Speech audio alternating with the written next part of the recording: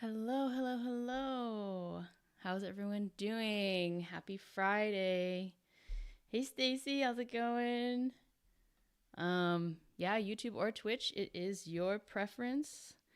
Um, Anyone who doesn't follow me over on Twitch, if you don't mind giving me a follow over there, we can get to maybe 25 followers. That'd be pretty cool. We're at 24. How are y'all doing? Did you have a good week? Did you play any fun games this week? Did you playtest any of your games this week? Let me know. Yeah, I personally think Twitch is a little better with the no lag situation, but YouTube has been getting slightly better.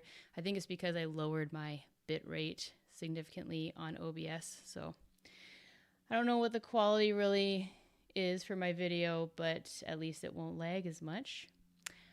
Anyway, how are you all doing? I have a surprise for you. Last Sunday, I was prototyping as we were hanging out, and that was really fun, but you couldn't really see what I was doing. And someone suggested, I think it was Ian in the chat suggested that I have like a camera showing what I was working on. So I have set up a prototype cam. Are you ready for this? Boom. Look at that high quality HD. Yeah, I found this webcam in like the back of my closet. So it's not going to be great, but you will be able to see what I'm working on. So tonight I won't be playing a game. I will be adding kind of needless backs to these book tokens that I updated last stream. But I don't know. I'm like, if we're going to be hanging out, I might as well do this because it's something that I wanted to do. So basically, I made these book tokens last stream that has. Is that gonna? Okay, we'll do the influencer trick. Does that help? No, fantastic, great. Anyway, so basically they have like little stickers on them, like little icons on them that have the price, they have the points, and they have the number of chapters for each book. And so I'm really happy with how they came out. But in the game, when you finish reading a book, you put them on your shelf and then you take those points on the score track. So, I mean, I guess, mechanics wise, there is a reason to do this. It's not purely aesthetics. But when you put it on your shelf, I want you to flip it over to the backside to just have this plain book cover on the backside. And if this actually gets published, this could have fun art on them. So then you won't see these icons when you put it on your shelf, like on here. So it is sideways, which is annoying. So here, I'll turn it this way for you. So when you put your book on your shelf, you will take the points and you'll flip it to the non-busy side and it'll just look like a book. And at the end of the game, you'll have a bookshelf that covers all of these icons and all of these are not showing. So it'll just look like books and your decor, which is like your plants and your cats and your knickknacks. So that's what I'm going to be doing tonight. I'm going to be updating that and just hanging out and chatting. If you have a prototype that you want to update as well, feel free. This might be a good time to do it. We can do it together. And I'll try to keep up with the chat as well.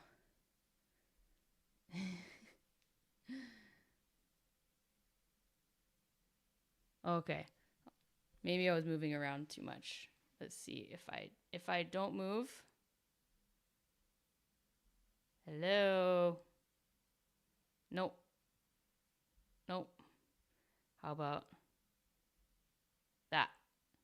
No, great. Well, you get the idea. Oh, it is hot. I need to turn my fan on. This might be a little annoying, but it's hot. No, just 1 second.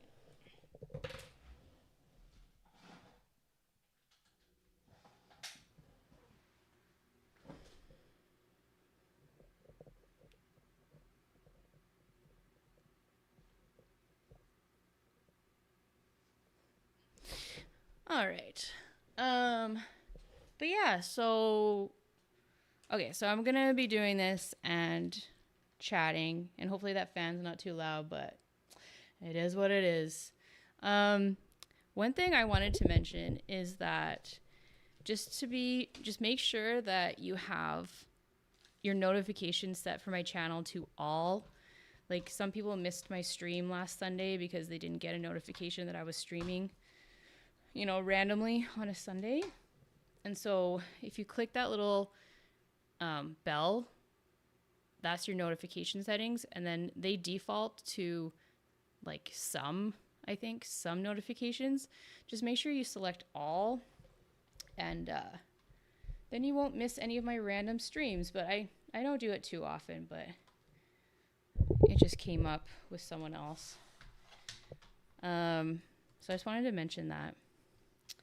So yes, I will be cutting each individual book out, and I will be sticking each individual book sticker onto a piece of cardboard.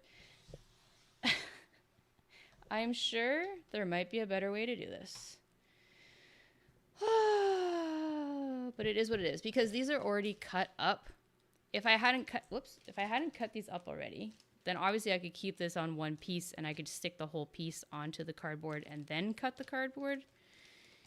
And I thought about like taking the backing off of these stickers and then sticking each one of these onto the back of these and then cutting them out, but I feel like that would actually be more of a hassle than just doing it this way. And we've got time. We're just hanging out. It's all good. So you'll notice I'm not going all the way through. Can you see what I'm doing? I'm not going all the way through to the end here so that the paper stays together. So that when I turn it like this, they all stay together nice and easily, and I can just go down that way. So when you're cutting things like this, just make sure you don't go all the way through.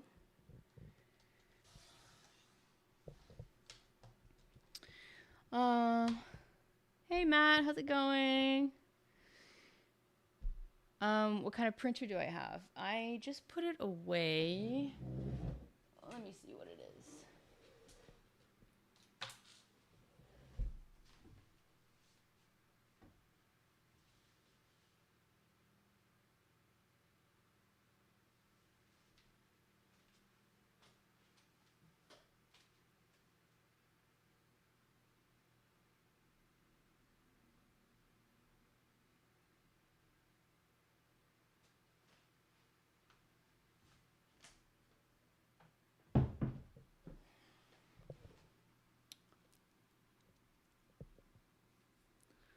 It is a Canon TS530.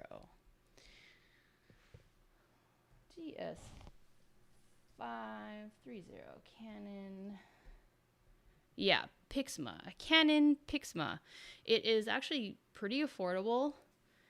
At least when I got it, I think it was like under $100. Now I'm seeing it's like saying 180. Maybe I got it on sale. It was a couple years ago.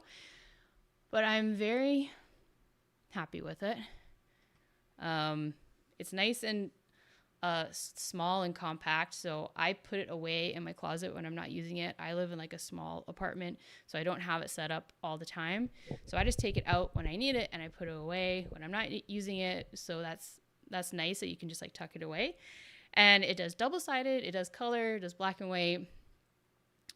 I've been super happy with it. So that's the printer that I use. I have thought about, though, like, rearranging my apartment possibly to have like a permanent office setup. Currently, I just have my dining room table, which I'm sitting at right now, which is also my office. So I like take things out when I'm working and then put things away when I'm not. But, quite often I don't put anything away, and then it's just always just kind of messy a little bit. And then it's just a bit of a hassle to set up, my printer, to set up my recording setup. So it would be kind of nice just to have things already set up so I can just jump into things a lot easier. But I just don't have the space, and also I just don't really love like the visual clutter of having like my computer's out and my printer out and like all my stuff out. But I guess I mean, I could still keep it pretty tidy and organized and still kind of put things away, but have like an office space. I don't know. It's just something I've thought about. But right now, I just kind of take things out when I need them.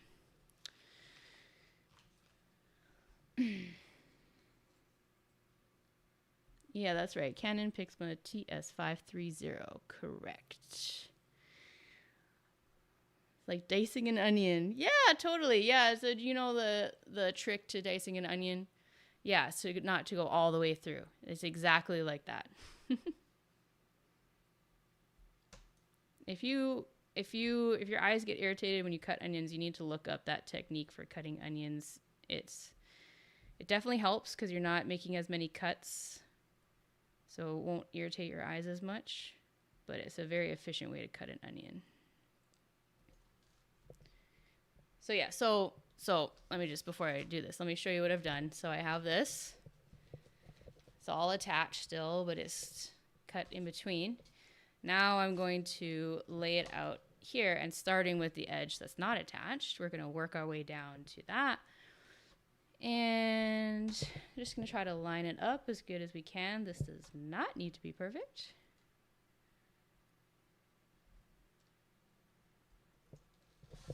And then you just slice through. And so yeah, this is full sheet label paper. This is probably my most used prototyping materials. I use this for everything. Highly recommend getting full sheet label paper.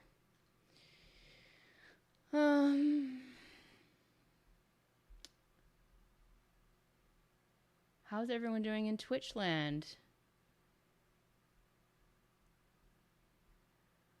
We have a laser printer. It's black and white, but toner is so much cheaper than ink. Ah, yeah, ink is so expensive. It's really annoying. I actually didn't know that toner is that much more cheap than ink. That is good to know for next time when I buy a printer, which will probably be in a few years, but I'll try to remember that laser printer. Yeah, the ink for this printer is very expensive. And I feel like it doesn't last that long, especially when I'm printing things like this. That takes a lot of ink. And of course, I had to make 4 of them. Each one has a different chair. So that's like your player color. And I had these chairs as separate pieces, but then I realized that everyone should always have a chair at least at the end of the game. So everyone always has a chair, so now they're just part of the player mat instead of a separate piece. But yeah, I feel like I go through ink like fairly often. Probably need to get a new cartridge every like 6 months maybe. I can check my expenses sheet. It is a write-off. Just write it off.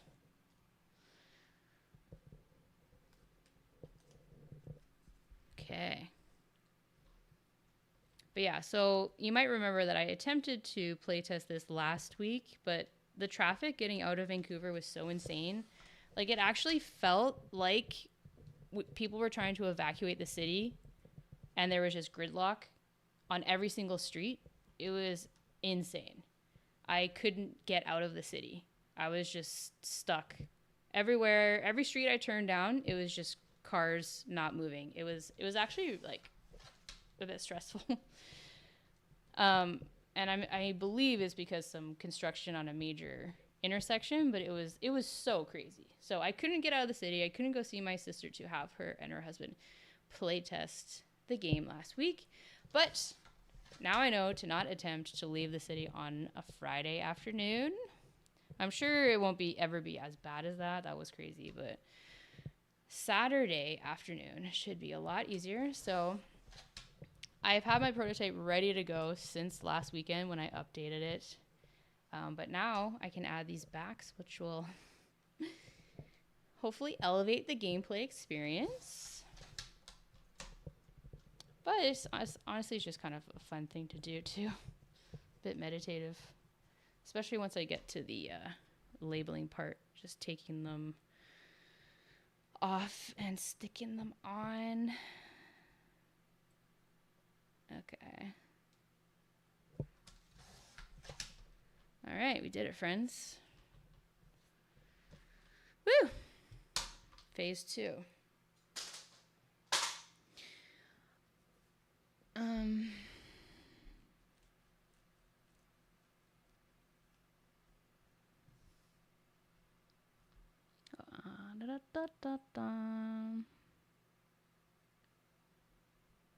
Oh, but Stacy's saying that toner is more expensive than ink. Cool.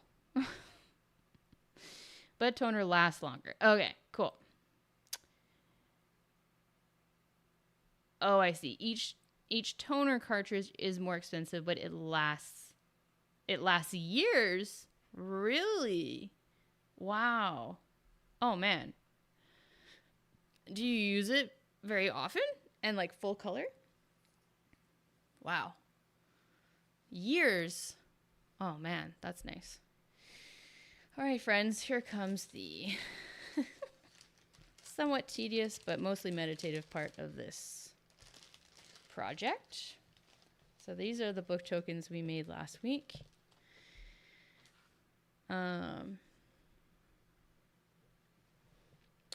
Okay, so we're gonna just find all of the ones of, well, we'll just separate them all into colors. Man, flipping these over and organizing these by color is just making me think about puzzles, and I have been stuck to the TV watching the World Jigsaw Puzzle Championships. They are happening this week. It is very exciting. I won't talk about it too much because I know that not everyone is as into puzzles as I am, but it's very exciting. The finals for the individual finals are tomorrow and the team finals are on Sunday. So if that interests you, you can go to the World Jigsaw Puzzle Association YouTube channel, and they have all of their streams archived there, and then their future live ones will be there. And they've done a really great job. It's like a full-on TV production. Streaming these things is actually really amazing what they've done.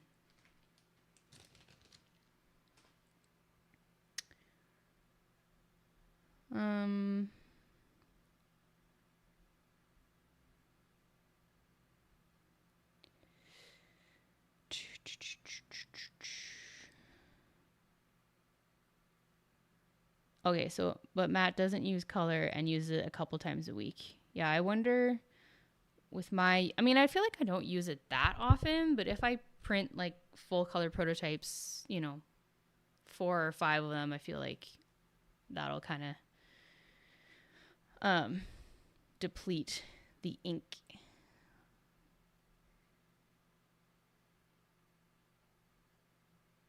Okay, so Stacy says, I've been working on moving my prototype from hand sketch to Affinity Designer so I can make changes as I run through mock playtests. The game board is done, moving on to player boards. Very exciting. I just downloaded Affinity. You can get a free 6-month trial.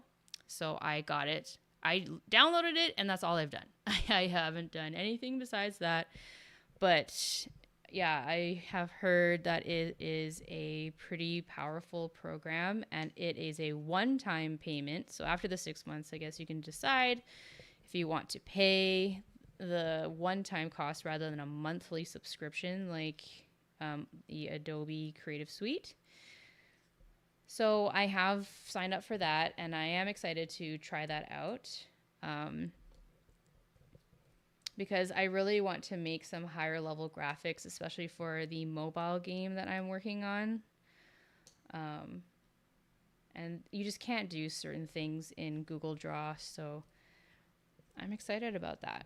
So me and my game dev partner, we just sent out the demo link for our mobile game that we were working on. We sent it out this week, so if you're on my newsletter list, you should have got that. And we're collecting playtester feedback right now. I guess you can't really see what I'm doing here. I'm just putting them into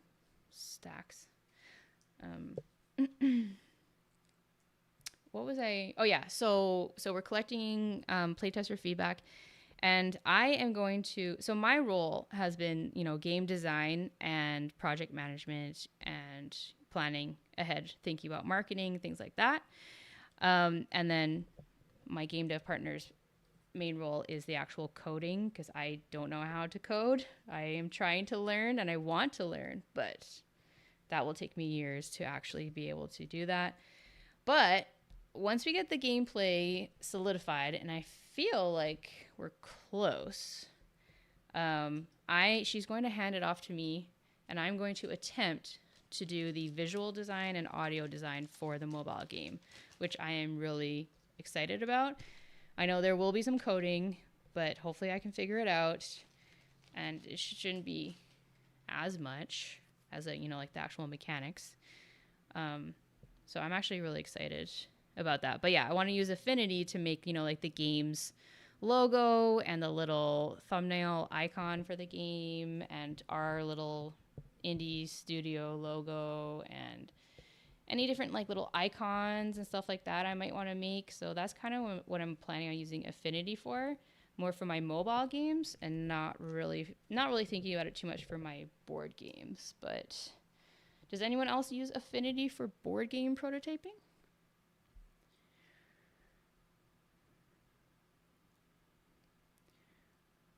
Oh, Laser doesn't do color? Like at all?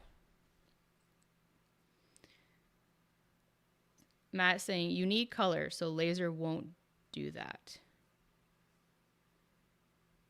Yeah, I have used InDesign and Illustrator and Photoshop.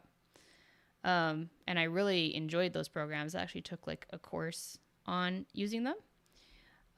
But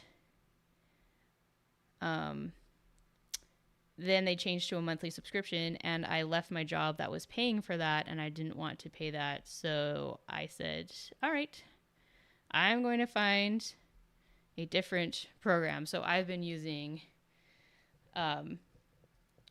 Google Draw to do my graphic design and prototyping needs, and it's all right. It gets the job done. It's like I try to not obsess too much about like the tools. Sorry.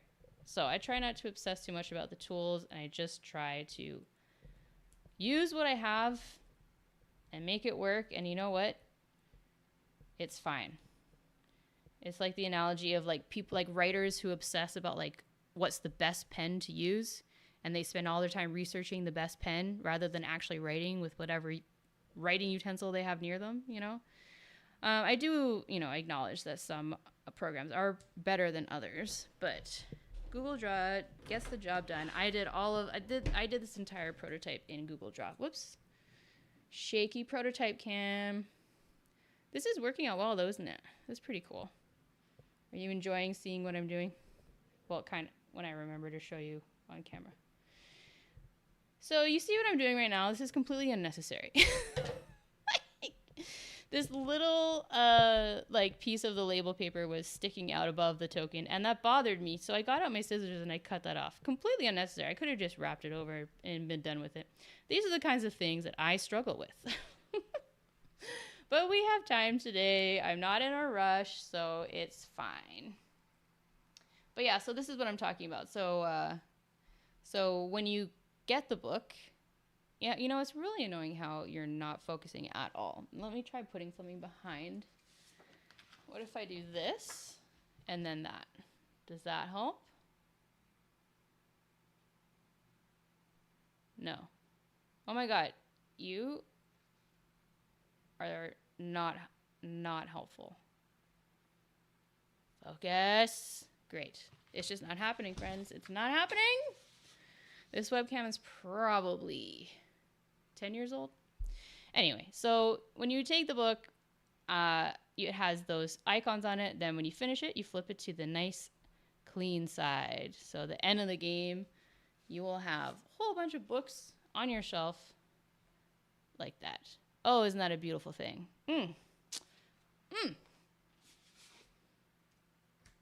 One done. 59 to go. Hey, Pete from St. Louis. How you doing? Nice to see you. Hey, Jason. How's it going? Thanks for popping in, saying hello. So Pete says, I just finished updating my prototype for Stonemaier Design Day this weekend. Yay, exciting. Oh, that's so exciting. I hope to go to that one day. That would be lots of fun. So this is a design day that Jamie Stegmaier hosts, who runs Stonemaier Games, and it's in St. Louis. So if you're in the St. Louis area or you're just near St. Louis at all, I highly recommend signing up for that as soon as registration opens. It sells out every year, so you need to be fast. As soon as I hear that registration is open, I'll include it in my weekly newsletter. So be sure to be signed up to that. The link to that is in my links list on my YouTube bio. I can put it in the chat if you want me to as well. Or if someone wants to go to my my links list on my YouTube channel, you can copy and paste that into the chat. That would be pretty cool. Although I don't know, does YouTube get mad when you post links into chats? I don't know. But basically, as soon as you hear that Stonemaier Games Design Day registration opens, immediately sign up, because that sounds like a great time. So it's people playtesting their games, but also obviously Jamie will be there and other Stonemaier reps. And I believe Apiary was playtested at that design day by Connie Vogelman, which was then picked up by Stonemaier Games. So it's also possible that your game might get picked up. Like, it's a good opportunity for you to have Stonemaier see your game, and if you think it could be a good fit for them, then that would be a great event to go to. Definitely check out Jamie's 12 tenets of good board game design to make sure that your game would actually be something that they would want to publish. But even if you don't want, necessarily want it to be published by Stonemaier Games, it just seems like a really, really great event. It's at this really cool board game cafe I went to when I was in St. Louis this summer called Pieces. Very cool spot in this like old kind of historic building, like brick on all the walls and stuff, and a great selection of games. So I hope you have a great time, Pete. And I hope you got lots of great feedback on your prototype. Oh, Stamp Swap was also a design day submission. Cool. I love that. So, first issue that we are encountering is, it seems like we might not have enough stickers. So that's fun. Oh, no, wait, no, I just haven't fully sorted them out here. So, no need to panic yet. Okay, there we got one. Oh, we're crisis averted, everyone. We are just fine.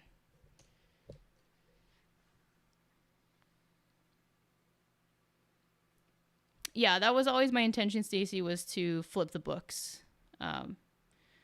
Place it. Well, I mean,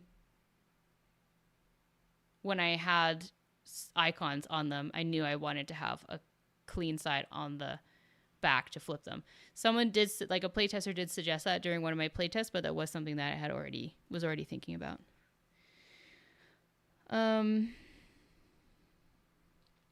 Does Jamie give a heads up as to when registration will open? Pete says, yes, you can sign up for a back in stock notification on their web store for tickets. Okay. Okay, so anyone who wants to be notified, I bet also if you are on the Stonemaier Games newsletter list, I would assume you would hear about it first there. So be sure to sign up to that. But if not, yeah, click on the be notified when back in stock on their on the Stonemaier Games web store. But I hope you have a great time, Pete. So my card game is not something Stonemaier would publish, but it's a great event regardless. Yeah, totally. Yeah, you don't need to go there with the intention of, pitching to Jamie. It's a great event regardless, for sure. So I'm very excited for you. That'll be so fun. A whole day of playtesting. All right, we have one genre done, everybody. Look at that. Busy side, clean side. Busy side, clean side. Ooh, yeah. I'm going to put these in the bag here. These ones are library books, and you don't put those on your shelf so they can have the boring back. We're not going to worry about that. Let's throw these bad boys in there. This is actually going pretty fast. I mean, I feel like it's going fast because I, don't have a playtest booked in 20 minutes. It's nice to just leisurely prototype, isn't it? Is anyone else prototyping as you're hanging out? Oh, fantastic. YouTube might be a laggy again. Fantastic.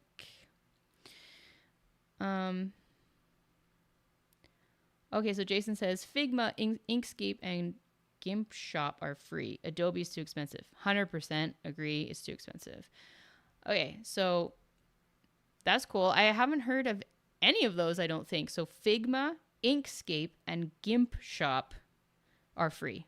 So hot tip from Jason there, everybody. Yeah, Affinity, I believe it's like $100 one-time payment, so it's not crazy.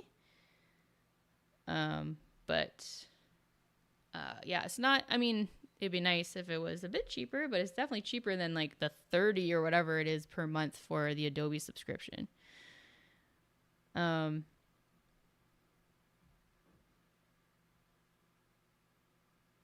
Yeah, that's great. So YouTube is lagging. That's fantastic. So if you're watching me on YouTube and you hear this 5 minutes after I say it, you might want to head over to my Twitch. It's a lot more real time. So anyone who is technologically savvy, I have reduced the bit rate on OBS to 3000 kbps, I believe. Let's see here.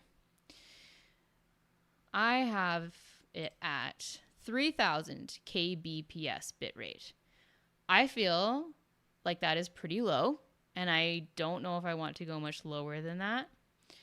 But if anyone technologically savvy is out there, can I go lower than that? And do you think that'll help with the lagging problem with YouTube? Because it doesn't seem like anyone else has this issue that I've had. I've tried Googling it. I've tried looking it up. It doesn't seem like YouTube in general has a lagging issue. I have low latency selected on the YouTube Studio streaming dashboard. Those two things I feel like, should prevent the lagging, and also, I did just change my internet, but there's no lag on Twitch, so I feel like it's not my internet. I don't know. It's really annoying, though. But it is what it is. I'll try and figure it out. Well, we have 7 people watching on Twitch. Hello, hello. Hello, hello, hello, hello, hello to each and every one of you. Feel free to say hi.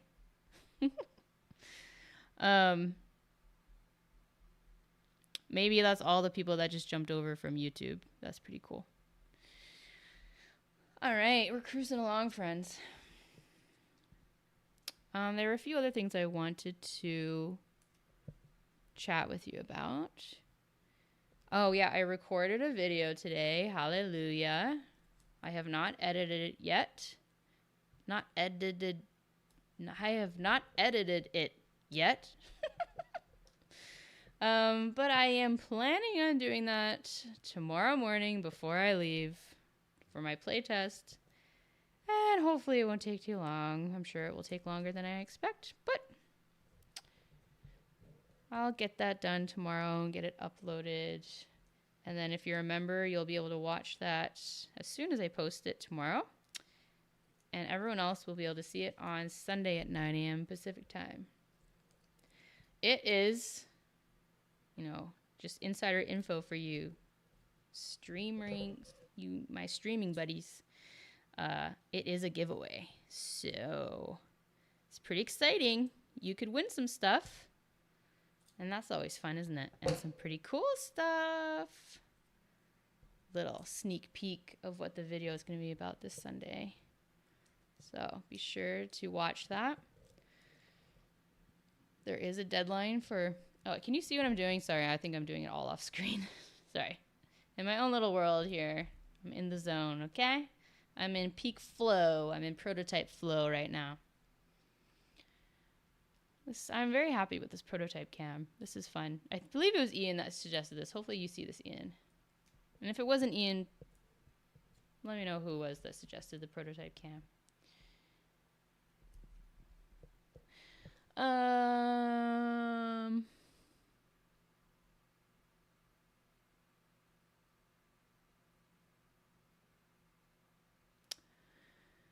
Have you, so Christine asks, have you been to a Protospiel event? I see there's one coming up soon, just a few hours drive for me.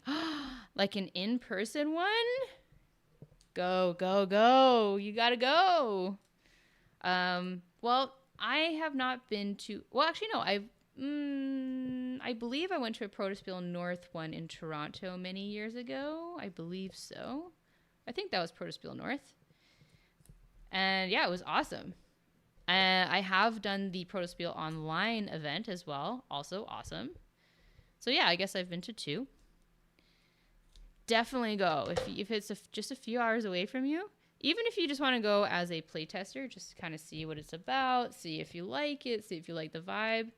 And you can always, well, actually, no, I was going to say you can bring some prototypes just in case, but that's probably not cool. But yeah, you can sign up as a designer if you feel comfortable, or even just go as a playtester. But definitely go. 1000% yes. There are so many Protospiels and Unpubs coming up soon.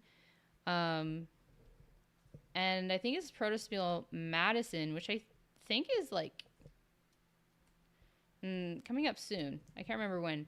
But I think it's Protospiel Madison will have Paverson games and AEG games at it. So if you have a game that's like pitchable, that's pretty exciting. So Paverson Games did Distilled and Luthier, or Luthier, and AEG have done a ton of games. They link up a lot with flat out games, so like Cascadia, Calico, Verdant, etc. All right, blue is done, friends. Blue is done. Woo! Woo! So exciting. Friday night, everybody.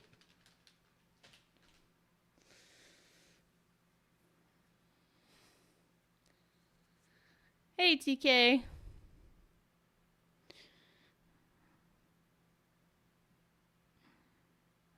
So yeah, Protospiel is, yeah, I guess, sorry. I hate when people assume that everyone knows what they're talking about. So Protospiel is a group that runs playtesting events. They have online and in-person playtesting events.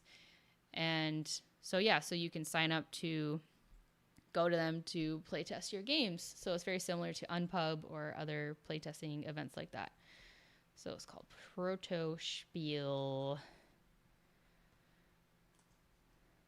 They have an online one coming up in January. And I guess they have an in-person one coming up soon. It's very exciting. All right, moving on to blue, everybody. Moving on to blue. Hey, hey, hey, Cheryl. How's it going? What time is it for you? Is it super early? Are you down in Australia or New Zealand?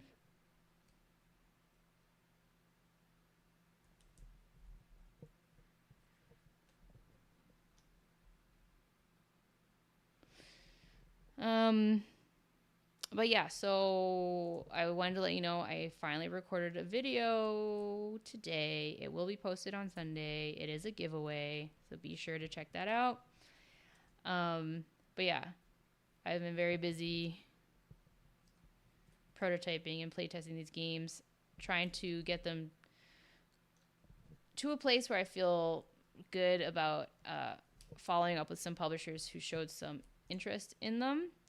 I just wanted to refine them as much as possible before I followed up with them. So I did submit a party game that I pitched to a publisher at Gen Con, and they were interested enough to take the sell sheet, and they asked me to follow up. So I followed up with them this past week. I submitted it on their like submission page. And so now we wait. Now we wait. Who knows how long that'll take. But this wasn't an unsolicited submission, so it shouldn't take forever. But, you know, especially with Essen coming up. Essen is a big, huge board game convention in Essen, Germany. I likely won't get a response till after Essen. Probably I'm going to assume end of October or November for that. But it is a very straightforward party game, so I feel like it should be pretty easy for them to decide if they want to move forward with it or not.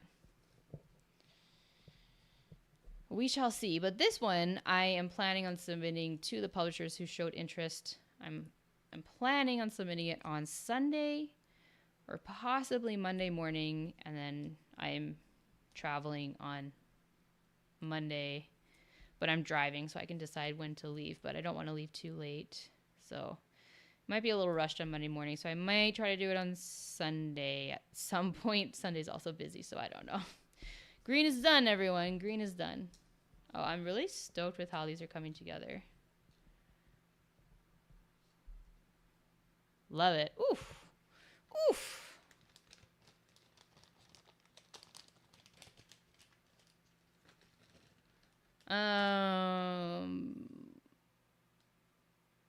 Oh yeah, so an update on my mobile game I'm working on. So yeah, we sent out the demo to our email list, like me and my game development partners email list, and also to my email list.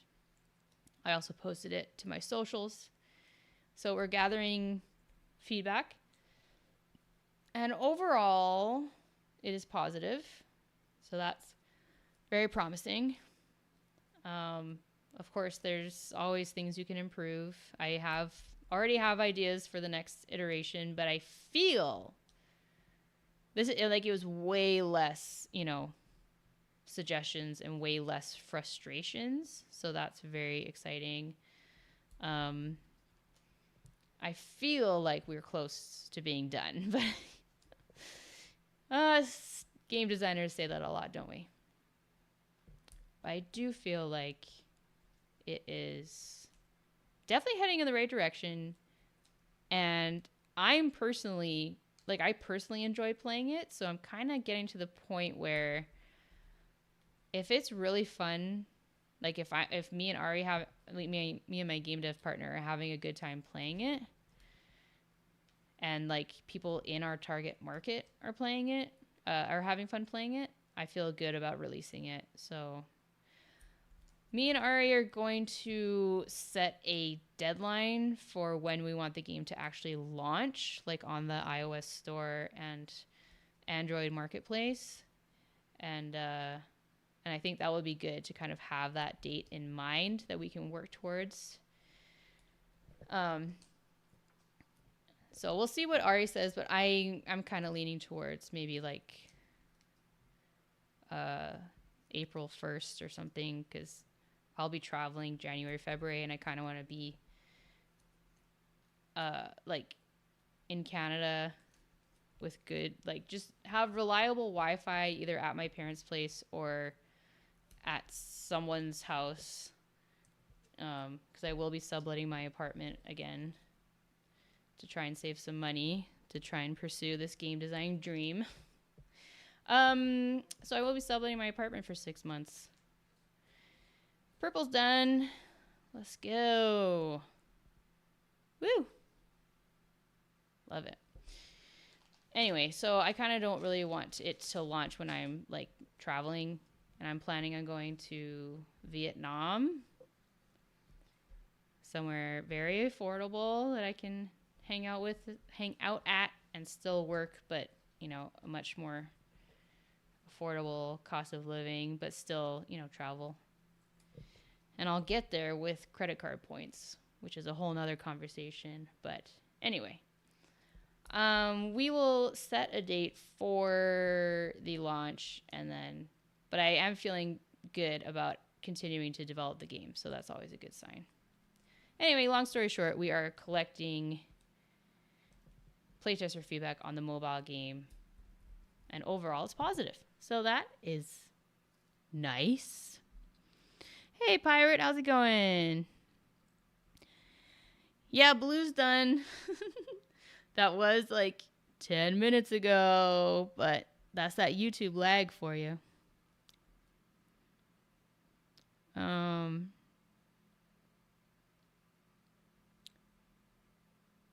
11 a.m. Oh, nice. That's great.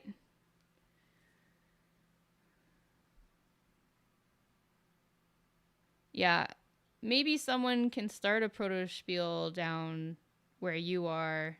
That would be really nice. There isn't one in Vancouver either. There actually aren't very many playtesting, like weekend-long events in Vancouver. There's, the weekly recurring playtesting events, but there isn't like a weekend-long protospiel or unpub. And I am resisting the urge as strong as I can to be the one to do that. I am not going to do that again. I did that in Toronto for 4 years. And while it was great, it was a huge time and energy commitment. And I really want to focus on actually making games and not being an event coordinator. So if anyone else in Vancouver wants to do that, I fully support you. Fully support you. But yeah, we don't really have one here either, unfortunately. But yeah, I can drive down to Seattle, or I can go other places that are close. I actually don't know if there's one in Seattle. Is there a protospiel in Seattle? Seattle has a bunch of cons, and then I'm sure Unpub has like an area like Unpub at PAX West and things like that.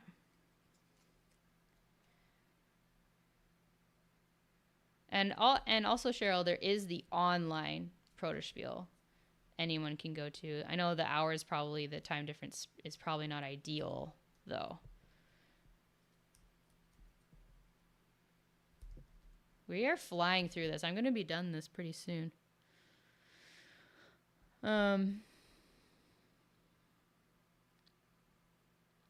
So Cheryl says, I have a speed presentation event with publishers next weekend as my prize for winning my category in the Board Game Workshop Pitching Design Contest. That will be at 1:30 a.m. though. Oh, no. Yeah, that's what I was just thinking about. Oh, no. But that's really exciting. That's really, really exciting. Congrats. That's awesome that you won the prize at a Board Game Workshop pitching design contest. That's very cool. Can you share like who ran that, just so others who might be interested could possibly look that up? That sounds very, very cool. Congratulations and best of luck. Let me know how that goes. Here's just a bit of unsolicited advice. I'm sure you know this because you won the pitching event, but just make sure to always remember by starting with how to win the game. That is something that seems to always be forgotten. Always be sure to start with how to win the game. It's very important. What is happening here? Why do I have 3 stickers and 2 books?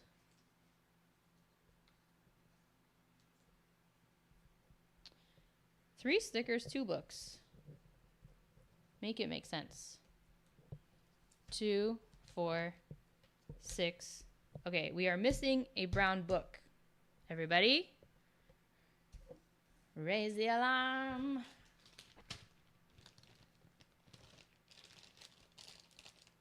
Okay, I'm assuming it's in here.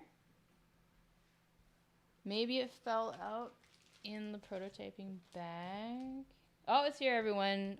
Crisis averted. Everyone calm down. Stop freaking out. Everything's fine.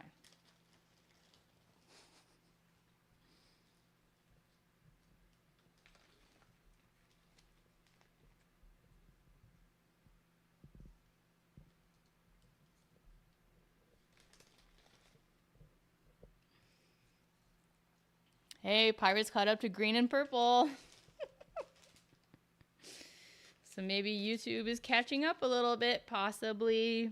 I kind of want to change the settings in OBS right now just to see if that helps, but I'm scared that'll ruin both streams. So I'll just leave it, and then maybe I'll bring my bitrate down to like 2000, and then I'll just be like a pixelated blur on the screen, but at least it might not lag. I don't know, man. Okay. Where did you go now? Oh, God. I found it, and then what did I do with it?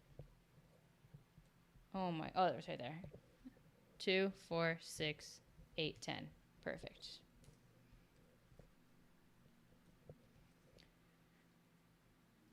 Would these chill prototyping sessions be more enjoyable with some like chill music playing? But then I guess we might run into copyright issues, but I could get like a copyright free Spotify playlist or something playing, but if that's distracting, then I won't do it, but it might be nice. What do you think about that? Oops, I'm off.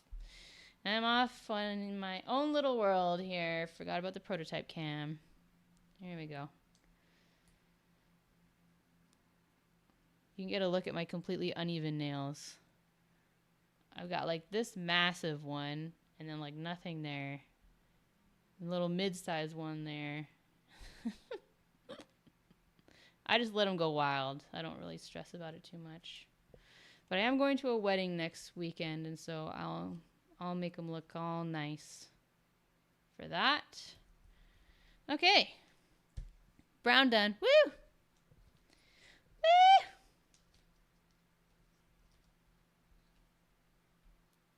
You're beautiful. Love it. Last one. Okay. Drink break.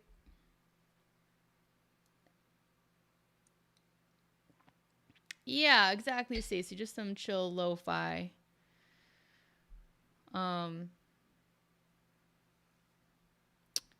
I guess I could put it on my phone. Let me see if there's like a copyright, like free to play, no copyright situation on Spotify. Let's see. And I can just put it on my phone, but it might sound better like on my computer, but then that's a whole thing. I have to change the OBS settings. So let's see. Lo-fi copyright. No copyright, lo-fi beats. Do we trust it? Do we trust that? Because if it doesn't work, this whole section of the stream will be muted. But you know what? That might be a risk we could take. All the lo-fi beats in this playlist are 100% copyright free and stream safe. Okay, let's try it, friends.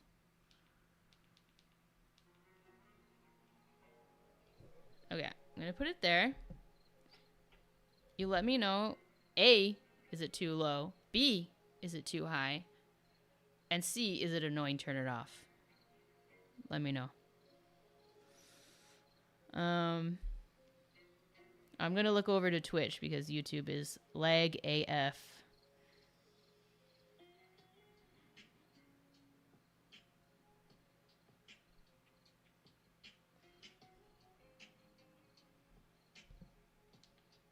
Turn it up. DJ Pam in the house. DJ Pam Jams. Turn on that playlist and let it ride.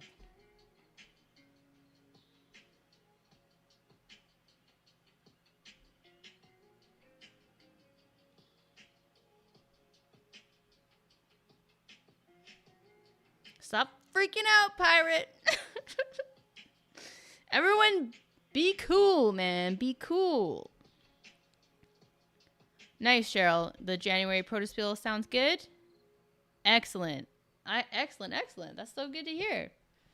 Yeah, everyone, Protospiel is having an online Protospiel event, and then Unpub, which is another group that runs playtesting events, they have Nunpub, which also happens, I believe, in January. So I list all of these events in my weekly newsletter, so, be sure to sign up to that so you don't miss them, but you can always just look them up or sign up to their newsletters.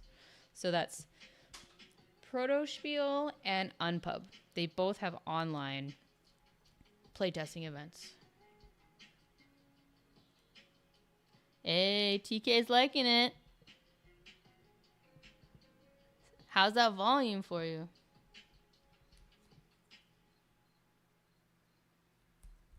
Yeah, I listen to music. Like, I listen to so much music. Spotify. Whoa, chill. Dang. Like, when they do the wrap-up thing, I'm in the top 1% of people who listen to that much. Like, I listen to more music than 99% of other people, basically. I am, from the moment I wake up to the moment I go to sleep, I'm listening to music. So these streams that are just completely silent, it is kind of nice, but I would definitely prefer to have music on. And yeah, I mostly listen to lo-fi beats when I am working. And then to get up in the morning and get out of bed and like have some energy, I'll put some of my favorite songs on. Some high energy stuff. I just have like a light playlist and I just have that going. So I'll just kind of usually skip between my liked songs playlist and lo-fi. And then I might get like obsessed with an album and just play it on repeat. But and now that Spotify has audiobooks, man, I'll be in the top like 0.2%.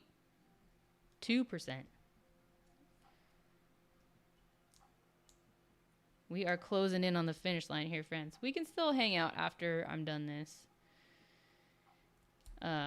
But this, I'm saying this didn't take long, but I've been streaming for what, like an hour? This has taken an hour. Like that, when you're not rushed, it doesn't feel like it took that long.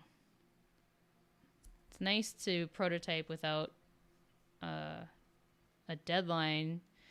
Like I'll prototype my game knowing I have to be at my playtest that night at 6:00, and it's just always such a stressful thing. So I'm trying to be better at updating my prototypes, the day before, not the day of, and just stressing out the whole time. So this is nice, just like, prototyping with no stress, no deadline, no stress. Lo-fi and chill, baby. Oh, okay, no music. All right. Sorry, Cheryl.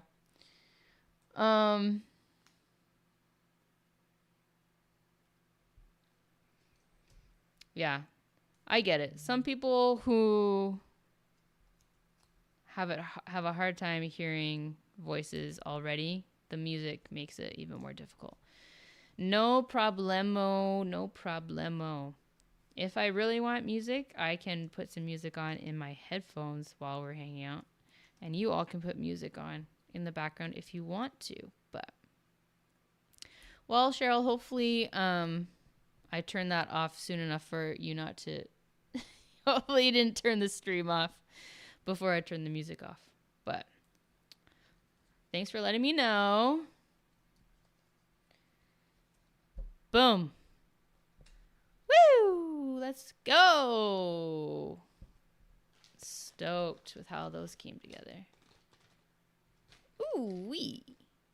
Look at that. It's a beautiful thing.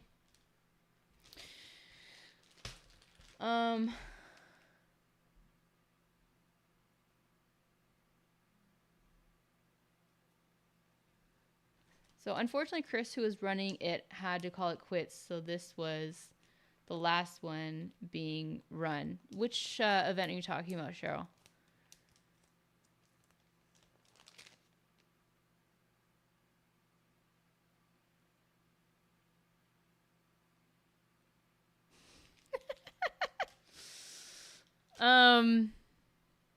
Um, cool. So let me retire the prototype cam for the night.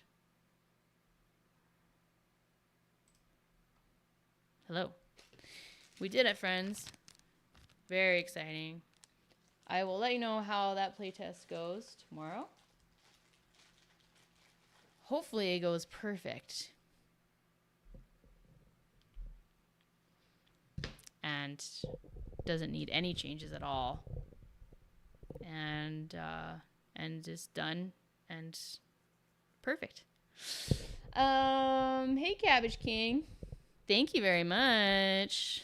It's a lovely prototype. Thank you, thank you. We'll see. It definitely looks nice. We'll see how it plays tomorrow.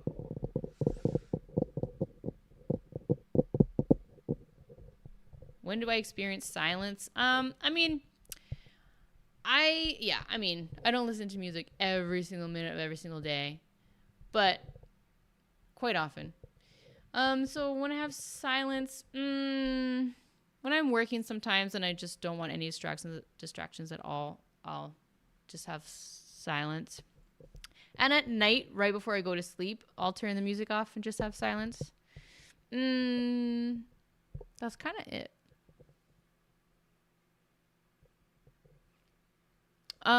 Cool. So there are a couple of other things I wanted to chat with you about. What was it? Oh yeah, I played a lot of games this week. I played White Castle on Saturday night, which I already talked about on the stream on Sunday, but I can talk about more if anyone wants to hear about it. Very cool game, but things change pretty often, so you have to adapt, and so that can be a bit stressful when you're constantly like seeing like, okay, wait, now what did these actions do? Like all the action spaces change throughout the game. But I really liked it. I really, really liked it. So that was White Castle on Saturday. On Sunday, I playtested my party game and played Chronicles of Light. So one of my published games. My sister has, like, she got a copy and she was like one of the first people to order it when it was up on pre-order. And now like she was a playtester, and so was her wife, and so was her mother-in-law. So all of them are going to get playtester copies as well. But she has a copy now, and so we played it just for fun, 4-player co-op game, and it was so much fun. It can always be a little stressful playing your own published game just because you're like worried that, I don't know, you might see all the things that you think might be wrong with it or that you could have done better or that need to be fixed or whatever. But no, I just got lost in it and had a great time, and it was super fun. So that was really nice. It came down to the very last action. So really, really fun. And then on Tuesday, I played Teddy's versus Monsters, which is a game by a local designer here in Vancouver. Really fun, real-time card-playing game. That was really fun. And then we played Calico. So that is a tile-laying puzzle game where it's all about trying to get different pattern and colored tiles next to each other and different patterns and stuff. You're basically sewing a quilt, and then cats lay on the quilt. So it's a really cute theme, but it is very kind of brain burnery. And you can't do everything that you want to do, which I find difficult. I want to achieve every single goal, and you have to, like we were saying that night, you have to abandon your dreams in that game. But really cool, interesting puzzle for sure.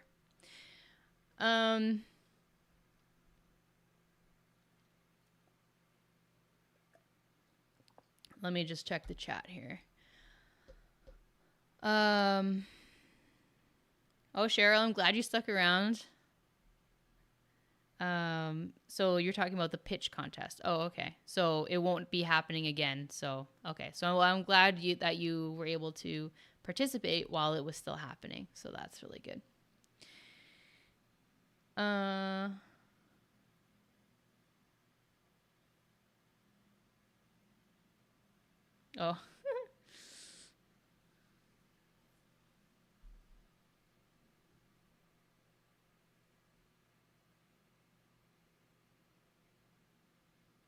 And then on yesterday, I played Castles of Burgundy. That is the second time that I've played it, and it was my suggestion. I wanted to play it again because I'd only played it once, and I remember it was a fairly steep learning curve. There was a lot to wrap your head around. So I just wanted to play it again now that I knew the basic rules and I had played it once already. And so I played it, and I really like that game. I really, really enjoy it, especially now that I kind of understand how things work and I'm not constantly like checking the reference card and making mistakes and stuff. I did make a couple mistakes, but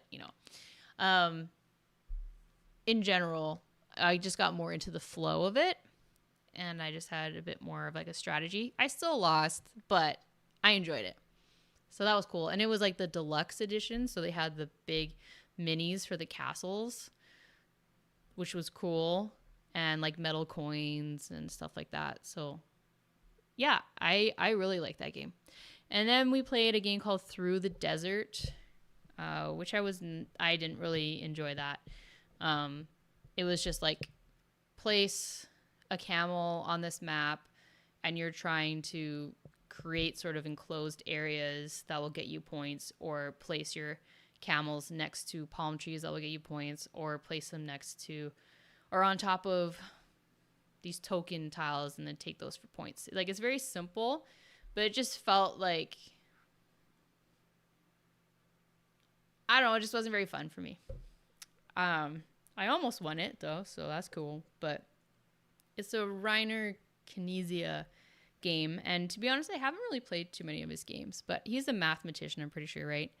And it definitely felt like a math person's game. But yeah, it was all right. Yeah, I think, am I missing some? I think those were the main games I did. Like, tell me about what games you played this week. I want to hear. I want to know. Yeah. Those were the games that I played this week. 1, 2, 3, 4, 5, 6, and then a playtest. So like 7 in like 5 days. That's pretty good, I'd say.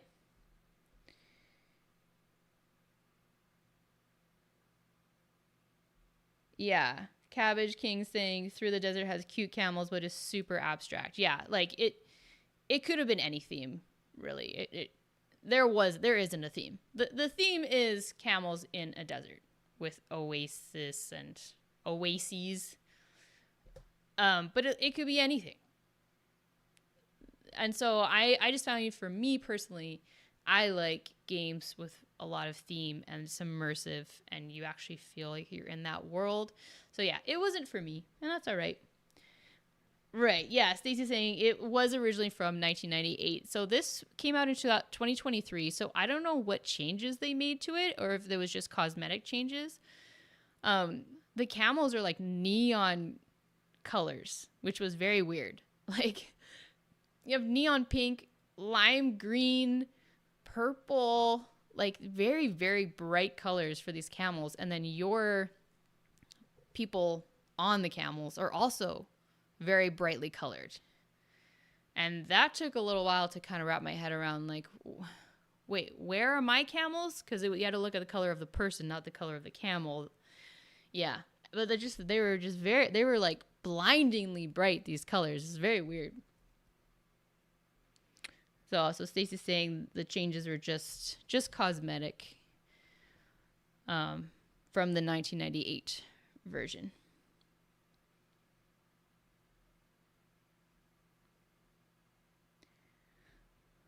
Stacy played Nova Roma, Dyson Crusoe. No way, that's the solo game that Gabe Barrett published, right? I believe, and also designed. Is that the solo dice rolling Robinson Crusoe game? Amalfi Renaissance, and your focus was on. I mean, you played 1, 2, 3 games. Oh, so TK is saying that their 4-year-old is super into Hi Ho Cheerio, so that's what they played. Yeah. Although there's a lot of really great kids games out there. Like, I don't know a ton, but I'm just, hearing a bit more about them and stuff. And it's just really amazing. Like, Labyrinth Junior or My Little Scythe. For a 4-year-old, I don't know what exactly they could do, but even for preschool kids, I feel like there's so much more variety of types of games that you can play, that kids can play now than when we were kids. I don't know this game, Hi Ho Cheerio, but it sounds like it's not that great if you were sad playing it. But Shannon Lyon, who is the developer at Ravensburger, who worked with me on Chronicles of Light, she did. I never remember the freaking name of it, but it's really, really popular. It's Outfoxed. Yeah, I always know that there's Fox in it, but I never remember. Yeah, Outfoxed. She did that, which I think a lot of kids really, really like. It's a very clever game. That's with Game Right Games, but.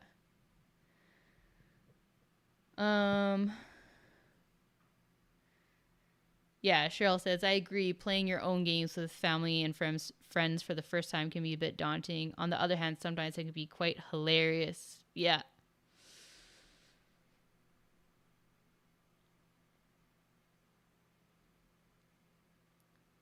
And then Cheryl says, your comments about feedback from these events is so on the mark. The feedback from the first round actually helped me win in the second round. Oh, that's so great to hear, Cheryl. That's awesome. Yeah. Yeah, for these types of things, the goal isn't really to win. It's more just like, what feedback can I get from people reviewing my game or my pitch? So that's great.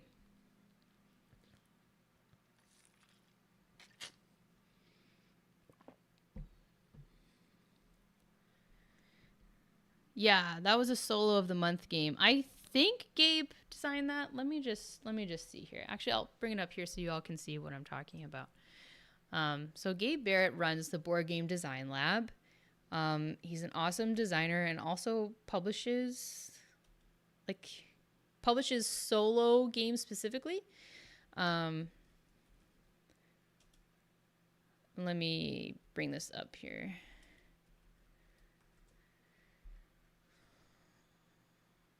Solo game of the month. Yeah, he runs a Game Found campaign every month.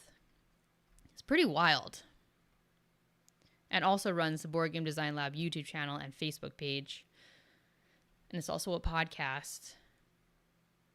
Here, I'll show you what I'm looking at rather than look at it while you look at me looking at it. Here we go. Okay, so this is Dyson Crusoe. This is the game that Stacy was talking about. This is Gabe Barrett. So he runs Board Game Design Lab. So look them up on Facebook.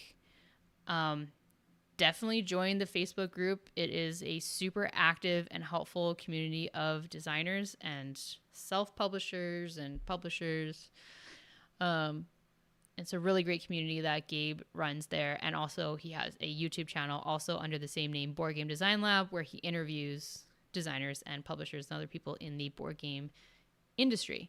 So he publishes a solo game of the month. So if you have a really great solo game, pitch it to Gabe and see if he might want to do it as his game of the month campaign. So let's see if he designed this one.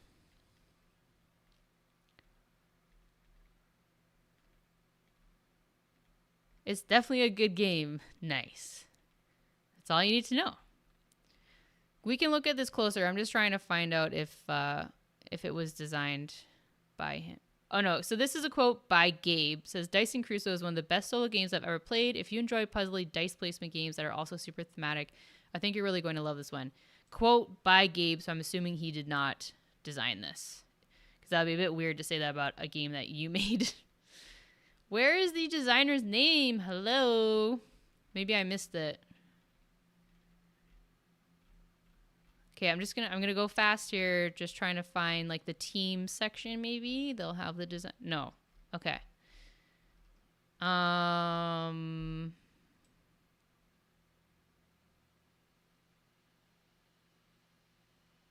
Okay, give me a second here. Let me see. I'm gonna look it up here.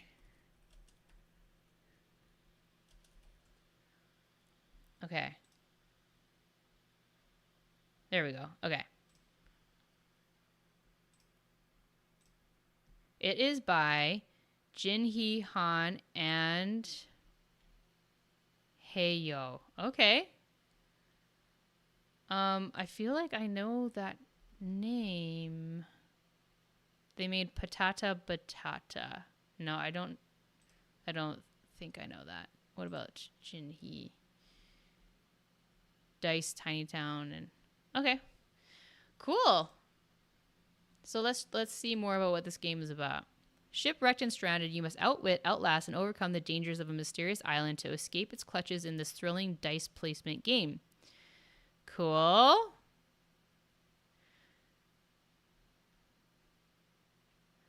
Roll your dice and manipulate the action rondelle to get the most out of every day as you craft tools, hunt for food, and fulfill quests. Can you survive long enough to build a raft and escape the island? Find out in Dyson Crusoe. What a fantastic name, hey? Like, oh. You see a name like that and you're just like, how has no one thought of that first? Well, I mean, like, it's not that close to Robinson, but I mean, it's just, it's still great. Anyway, cool. Anyway, that you can check it out more if you want to see it, but if you have a solo game, definitely pitch it to Gabe and see if you might be interested in that. Little tangent there, Hey Mike, how's it going? Hey Tommy. Protospiel in Austin in October. Yay! We were just talking about Protospiel. Was it? I think it was Christine. Yeah, I'm pretty sure it was Christine was saying, there's a Protospiel happening near me. Should I go? And I'm like, absolutely yes. So that's great. How many games are you going to show at the Austin Protospiel, Tommy?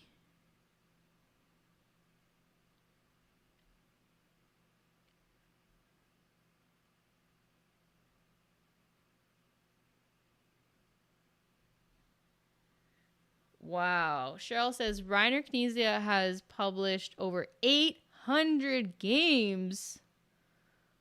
Wow. 800 games? Holy moly.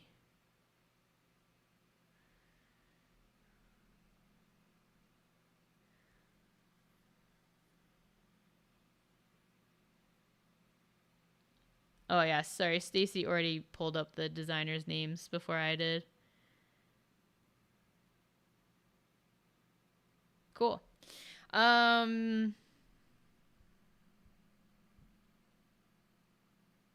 Oh yeah, I wanted to mention that. So I am about to sign a contract. This is not like a humble brag. This is like helpful information. I am about to sign a contract for a game, which is, yes, very exciting. But the most important thing I wanted to mention is that I'm a member of the Tabletop Game Designers Association, the TTGDA, the Tabletop Game Designers Association. And so I am like a paying member of this group, and part of the dues that you pay, you get certain like support and services from the TTGDA, one of them being contract review. So I got the contract from the publisher. I looked it over. I saw a couple things that I was like, I definitely would want that to change, or I would definitely need to take a closer look at that. Sorry, just one second. I was just seeing what YouTube was saying. I just got like an error message from YouTube, but I think it's okay. Anyway, but with these contracts, they're always so different. Like every publisher's contract is completely different from the next one. It's all in legalese. Like, we're not lawyers, it's just like, even if you have seen a bunch of them, they're always slightly different. So one of the services that the TTGDA has is contract review. So I sent the contract to them to review, and then they reviewed it and got back to me in like a day or two with like bullet points of like, you might want to consider this, you might want to consider that. It's not legal advice, and they're clear about that. This is not legal advice. If you want to have a lawyer look it over, you absolutely can. I did that for one of my first contracts when I wasn't sure. Now I'm comfortable enough to look at it on my own, but then having another set of eyes like the TTGDA to look it over makes me feel a lot more confident. And they had like several really good points of like, you might want to ask for this, this, this, and this. So then I, sent those questions to the publisher, and I got a lot of those things changed. So I highly, highly recommend becoming a member with the TTGDA almost solely for, like, they offer so many great things, but like the best thing that I think that they offer is this contract review service. So I just wanted to shout them out with how happy I was with how fast they reviewed my contract and how helpful their comments were. And I just wanted you all to know that exists, so that if you get a contract from a publisher, definitely have a lawyer look it over if that makes you feel more comfortable. But you also have an option to have the TTGDA look it over as well. So that's just something I wanted to throw out there. Thank you for putting that link in there, Cabbage King. I appreciate that. So, and one other thing that they are saying that they will have is all the members can list all the publishers that they've worked with. So then you can go through the member directory, find people who have worked with a particular publisher that you are interested in working with or that you're talking to or whatever. And you can reach out to that member to be like, hey, what was it like working with this publisher? Personally, I think that information should be a bit more public, like, rate my doctor. It could be like, or rate my professor. It could be rate my publisher. If someone wants to do that. Although I think that those websites can be a bit, I think some people have sued them because they feel like it's the things that people say on there could hurt their business. So it could be libel or whatever. But yeah, having more transparency around who are the good apples and who are the bad apples as far as publishers go, I think is definitely a necessary thing. And so I'm really glad that that's something that you can have where you can reach out to people to ask what it was like working with a particular publisher. So definitely check that out. Sorry, I'm parched.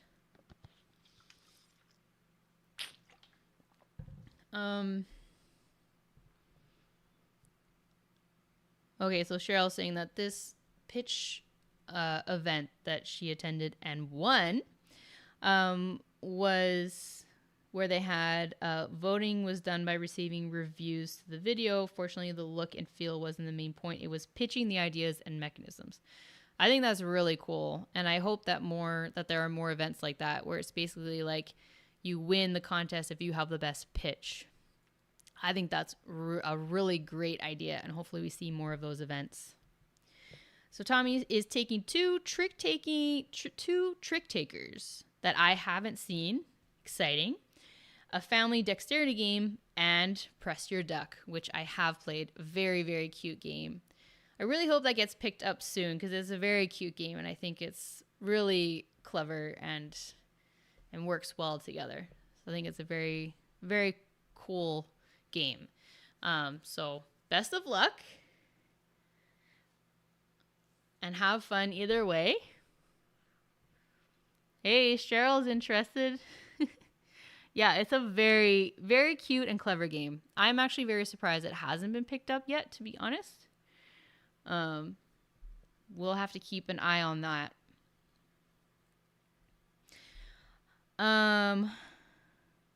Okay. We've only been streaming for an hour and a half, but it feels like it's been longer. I don't know why. Maybe I'm just like a little bit tired from like recording, like writing the script, recording the video today, not getting like a ton of sleep last night. So I don't know how much more I'll be able to hang out, but let's hang out for another half an hour. How about that? That'll be a 2-hour stream. It's so weird how in like streaming 2 hours is not that long of a stream. Like 2 hours is a long time. But for streaming, that's like nothing. When I release my mobile game that I'm working on, one of the things I want to do is have is to stream, and I'll keep streaming until we get like 50 downloads of the game or something like that. So I could potentially stream forever until someone saves me and downloads enough of the game and I can stop. But I think that would be a cool challenge. We'll see how long I can last.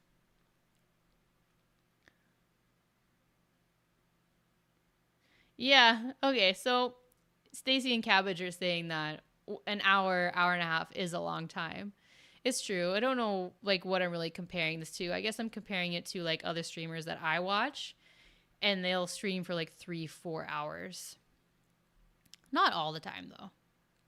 But I guess when I'm watching, I enjoy it when it's like, 2+ hours. But oh, I'm sorry to hear you haven't been feeling well, Mike. That really sucks. But you're recovering now, so that is good to hear. Yeah, I feel like it's kind of that time of, well, it's starting to be that time of the year, isn't it? You might start feeling a bit more run down. Well, although I don't know what you have, but like, hopefully you feel better soon.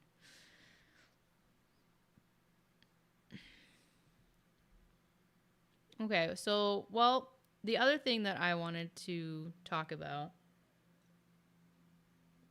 actually a couple things. Let me quickly see if I can find the one thing that I wanted to talk about. Just one second.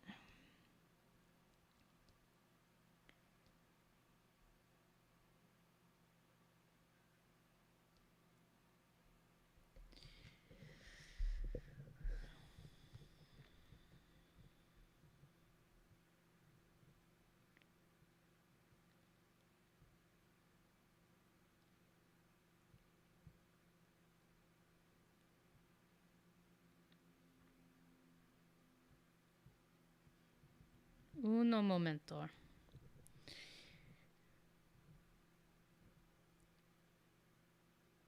There we go. Okay.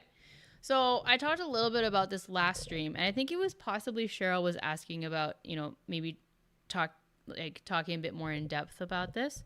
And it's about the idea of cozy games. So some people have described my book reading game as cozy, and that just got me thinking about what makes a cozy game besides the theme. So obviously having a cozy theme is part of it. Things that make you feel safe and relaxed and calm.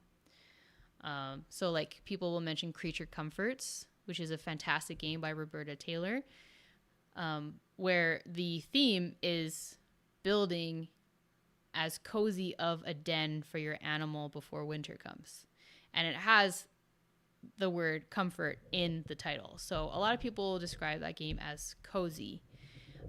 I would say that I think it's primarily like the the theme, because mechanics wise, when you think about what makes a cozy game, that's kind of what I've been researching a bit to understand more about what makes a cozy game. So you have cozy video games, but you also have cozy board games. So I'm focusing on cozy board games because I think a lot of the part of cozy video games is sometimes people will say that like any game can really be a cozy video game. It's just I like to be cozy when I'm playing it, or it's more about sort of like having a cozy area to play your video games in. So you're a cozy gamer and the game that you're playing doesn't really matter, but I'm not sure about that. A lot of video games are labeled as cozy games because they don't have like a timed element. They're not stressful. You can explore and wander around. But let's focus on board games. What makes a board game cozy? So when I looked this up, here are some things that came up. A relaxing atmosphere. So the art and design are usually soft and inviting with soothing colors and a calm aesthetic. I think this was from about video games, but I think it applies to board games too. Simple mechanics. So the games tend to have easy to understand rules and gameplay, making them accessible to players of all ages and skill levels. Whimsical themes, whether it's baking, gardening, or exploring enchanted forests. Cozy games often transport players to worlds where imagination and creativity reign supreme.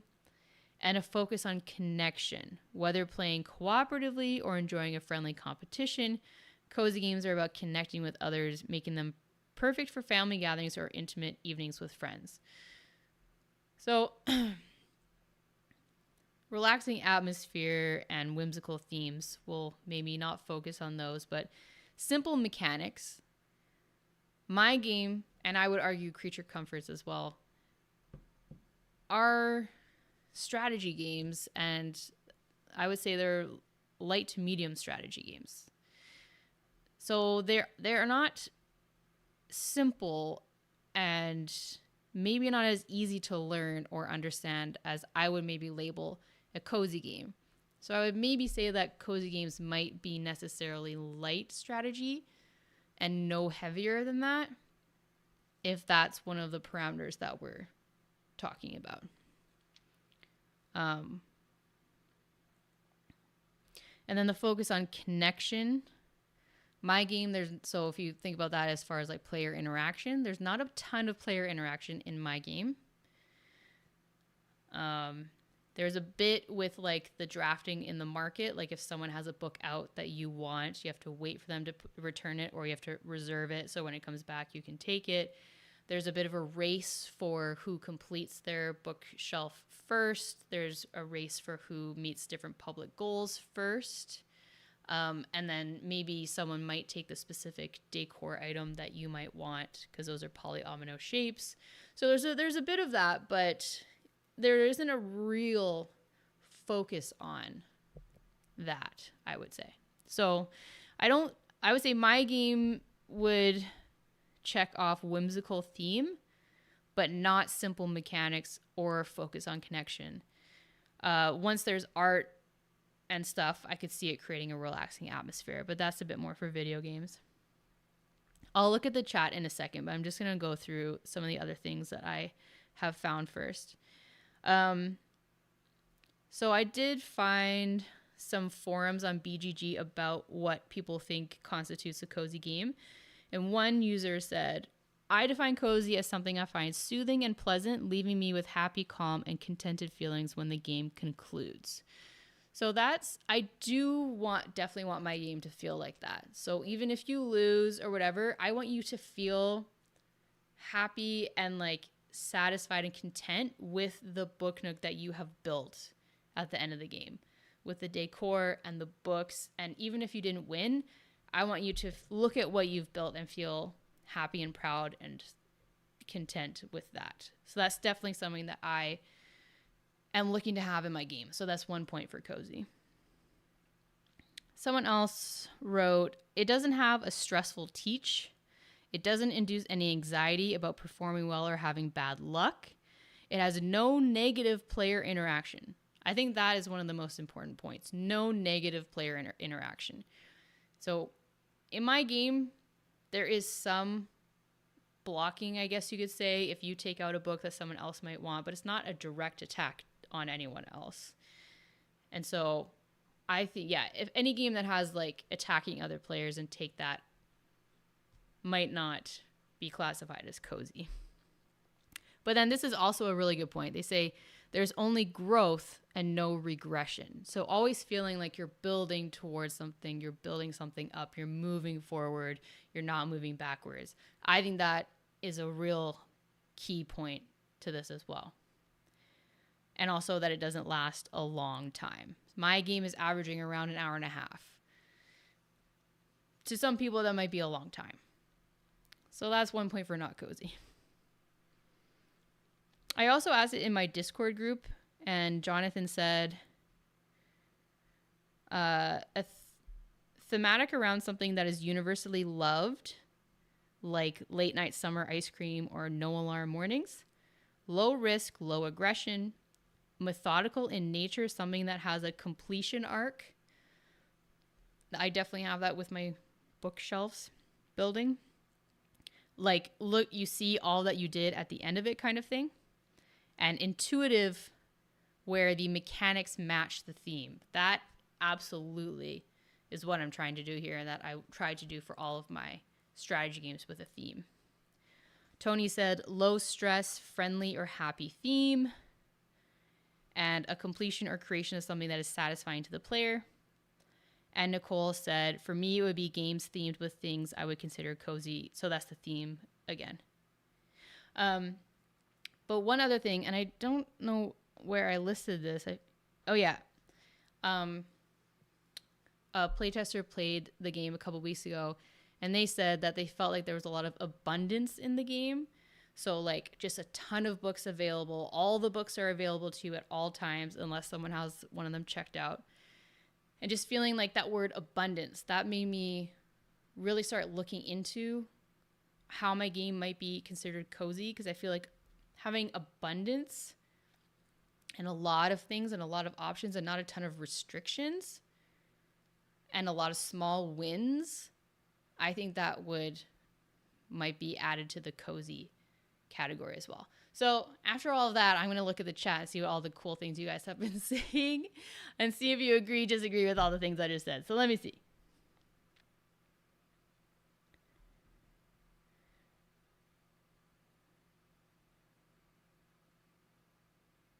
Okay, so yeah, hey Ed, how's it going? Nice to see you. Saying that they don't inspire bad language. Yeah, so not a lot of like, anger.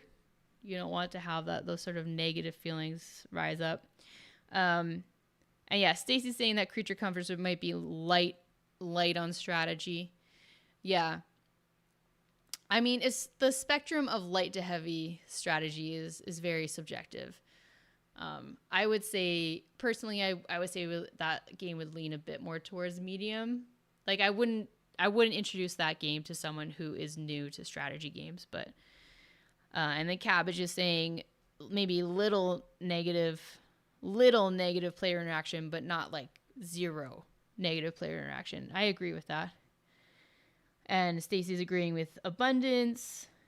And Cabbage is saying that's a great addition to cozy definition, abundance, few restrictions, and so on.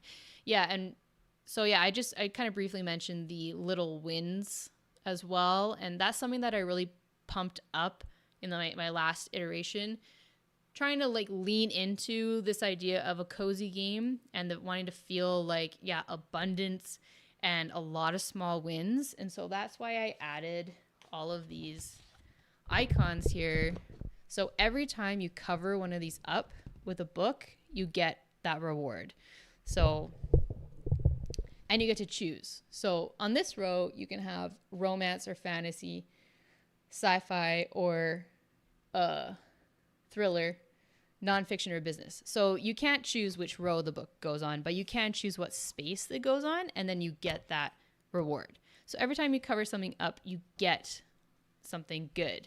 And that has been really adding to the feeling of abundance and also just positive feelings in general. Having a lot of small wins, feeling like you're getting a lot of great stuff that you can do things with.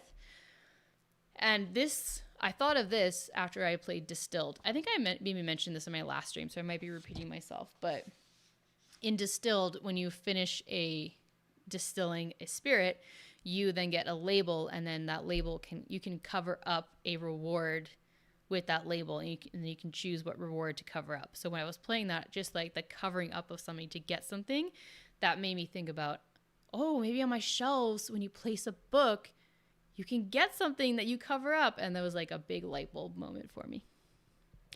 Okay, so sorry, YouTube. I am coming over to you now. I think you might not be lagging as much, so that's excellent. Hey, Tiny, how you doing? No, it's not bourbon. It is Coke Zero with completely melted ice. Watered down Coke Zero. Yummy. I think I need water.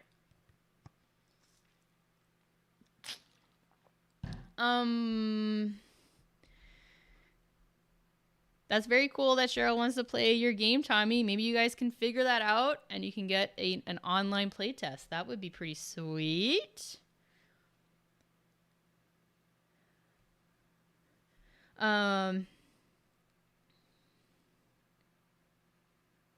That's cool, Mike. That's cool you're taking a card game design class from a university. I love how universities are teaching more and more about game design.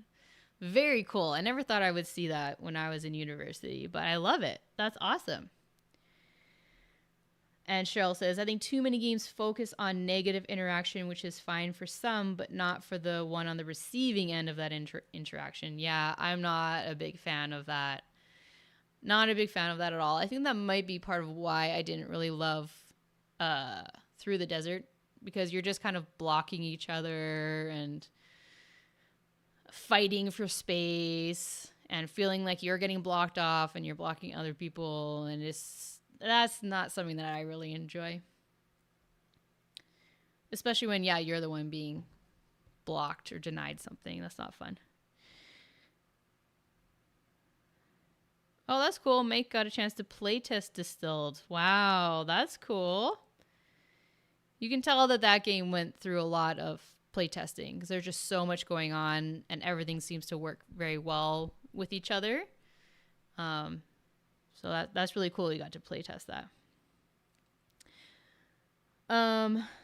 Cheryl saying, adding the bonus icons really makes players feel making decisions is worthwhile. I added this to my corporate bigwigs, and it really made a difference.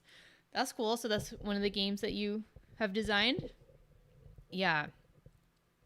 Yeah, having those it's very interesting how just being able to cover something up and then like choose your reward. I also added a thing to the score track where when you pass a certain spots along the score track, you get to choose a reward there as well. And that's been really fun too. And that kind of feels a bit like a video game as well, where you're kind of like opening up a treasure chest and you get to pick a little bonus, a little upgrade, or a little extra thing that you get to do. And that has really just increased the joy, I would say, in the game. So that's been really cool.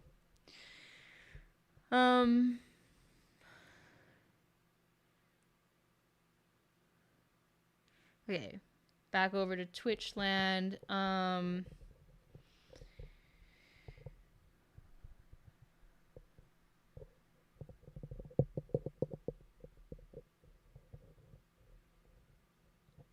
Yeah, so Stacey's saying that there are a ton of games that have that theme of building out an area that are not cozy, but the gameplay in Dorfromantik is cozy. I played Dorfromantik the other day, and the person I was playing with described it as cozy, and I did find that interesting.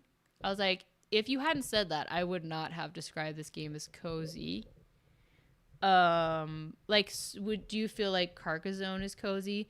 But I guess because it's cooperative, so there isn't like that negative interaction that Carcassonne has. But Dwarf Romantic, I found it just like a little stressful because you have to be like so particular about where you place things, and it has to be exact. And I don't know. Is it cozy? Or are people, did someone just call it cozy and now everyone calls it cozy? Like, what about Dwarf Romantic gameplay, mechanics wise, makes you feel cozy? I guess it's simple, easy to learn. I found it a bit stressful, but maybe most people find it low stress. Connection.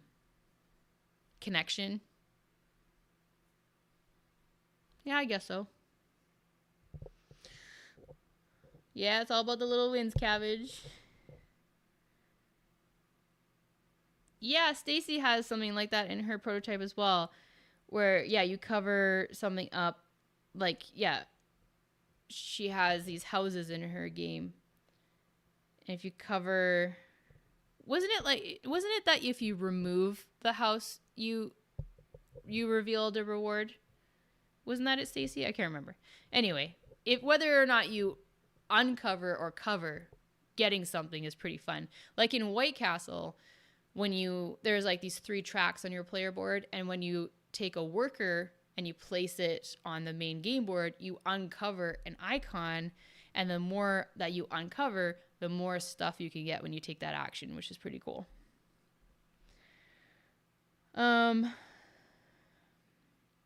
Yeah, a little dopamine hits, TK, for sure. And Cabbage is saying that they think Dwarf Romantic was a more relaxing as a digital game. Yeah, so I didn't realize that it was a digital game before it was turned into a board game. I haven't played the digital game, so I can't compare, but I could see it maybe. Like, are you literally just placing tiles in the digital game as well? Oh, yeah. Stacey's saying if you play a ton of Dwarf Romantic, it's less stressful. You just add up your score, reset, and try again. Yeah, I can see that.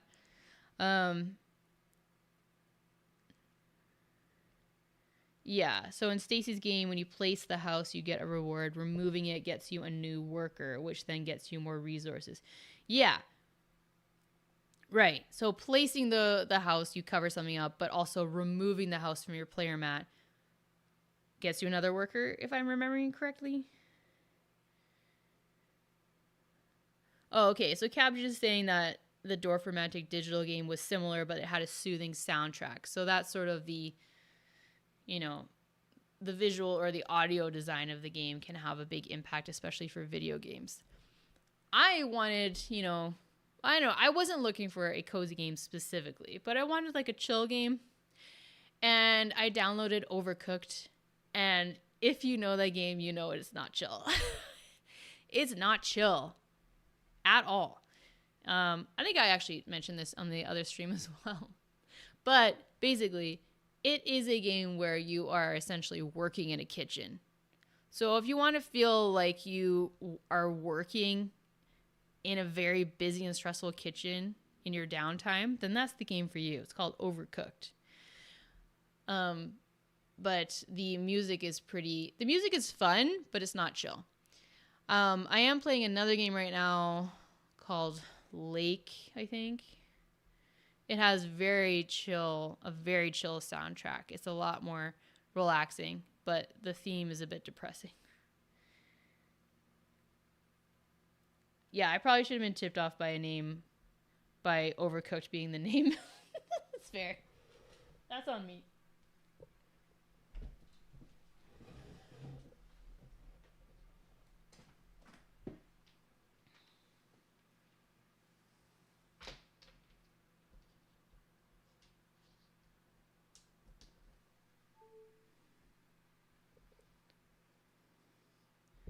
Sorry, my computer's gonna die. Just had to plug it in.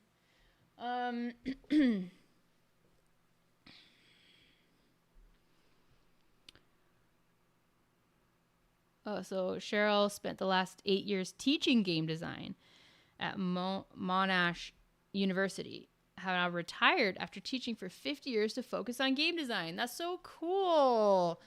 I feel like quite a few people who follow my channel are like retired or about to retire. And now they're focusing their time on game design. And I think that's just so cool. That is so cool and so exciting to have that time to make games and not have to worry about that dang day job getting in the way. So I'm so excited for you. And that's so cool that you taught game design for 8 years. So you definitely know what you're talking about. So I'm not surprised that you won the pitch contest. That's so cool, Cheryl. Yeah, Stacy's not a big fan of negative interaction. It's actually traumatizing for me. Yeah, I'm not a big fan either.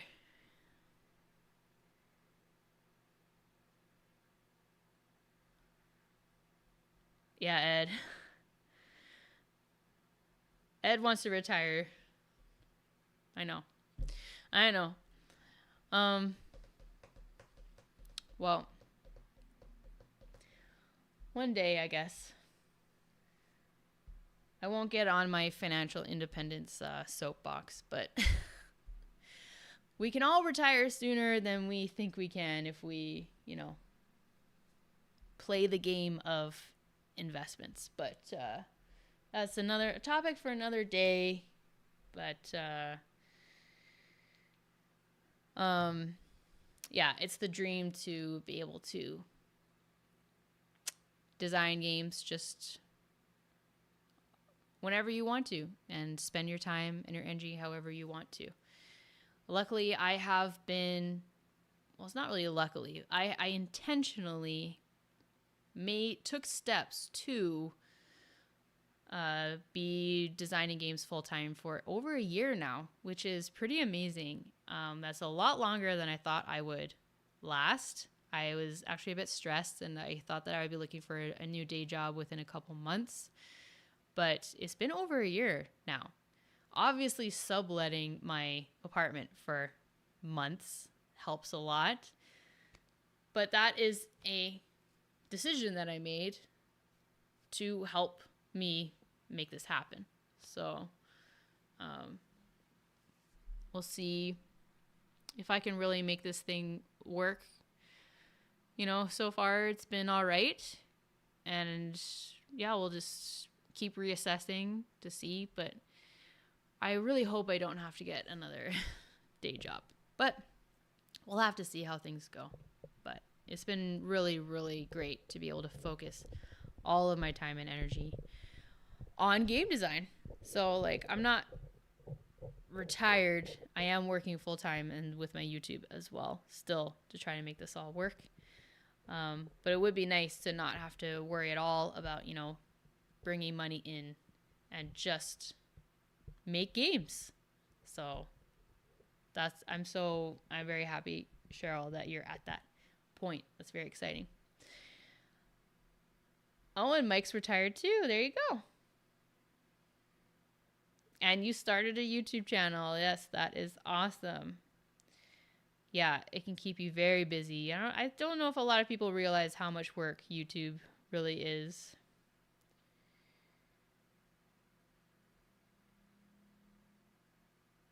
Yeah, TK is bringing up the point of some people calling horror video games cozy. And that's where it's just to some people it might be relaxing, I guess. I don't know if they might be trolling people by saying that, but this might be I like to get all cozy and then watch a horror movie. You know what I mean?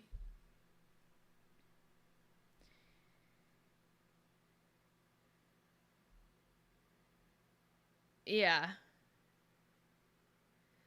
Yeah, Cheryl just saying I really do enjoy being able to do this as my day job. So now I can get so many game ideas out of my head and making prototypes. Yeah, it really is amazing. Once you free up your headspace from the day job, how many more ideas come to you and how much more quickly you can move through the development process for your games when you have the time and energy. It's really nice. It's really, really nice. Yeah, very fortunate. It looks like YouTube might be caught up slightly and might not be lagging so much, which is very exciting. Did anyone join my Twitch? Let's see if we're at 25. No, we're still at 24. Anyone want to join my Twitch to bring me to 25 followers? That would be pretty cool. Oh, we are at 25. Yay! Thank you to whoever brought us to 25. I'm just scrolling up to see if it tells me. No. Thank you. Very exciting.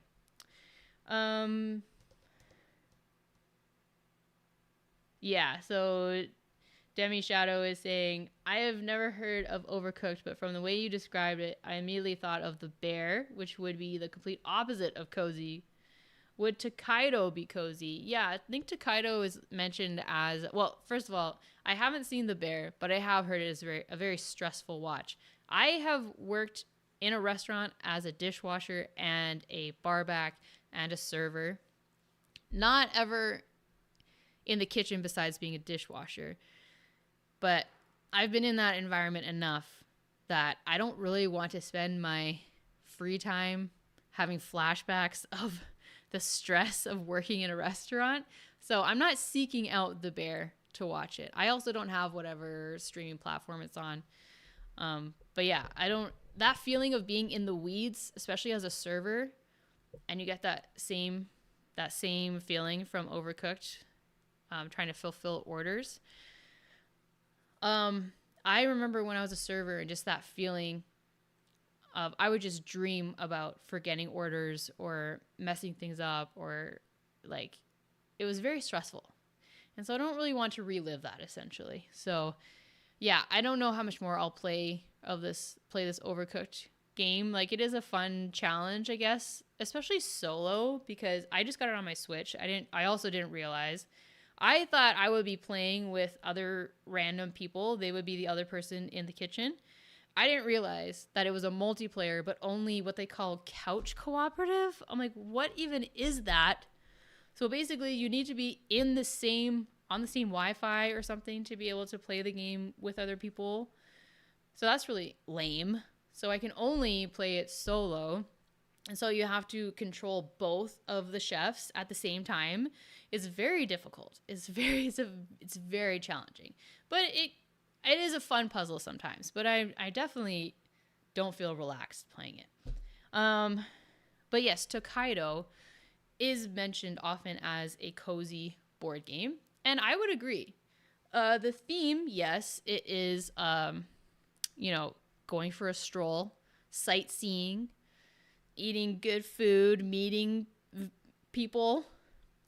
And you're just going, it's just whoever has the most enjoyable stroll wins the game. So theme-wise, absolutely.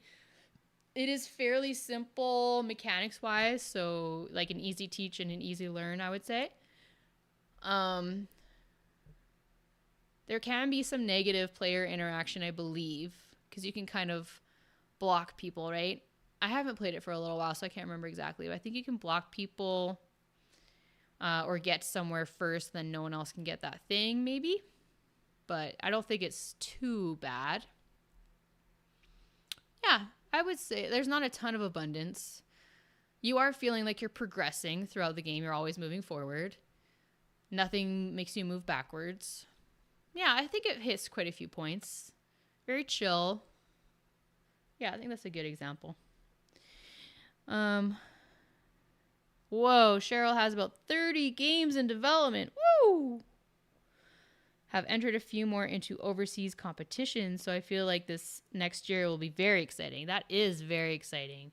Very, very exciting. Please keep us updated on all of your progress. That's really cool. Tony loves Overcooked. Yeah, but Tony, do you play with someone else or do you play it solo? And what do you like about it? Tokaido is all about getting to the space you want first, but not skipping over too many that it hurts you. Yeah. So that's one feeling like you're kind of missing out and not doing all the things that you want to do, and feeling like, yeah, you need to race to the next thing. That's not super chill, I would say. Not super cozy, maybe.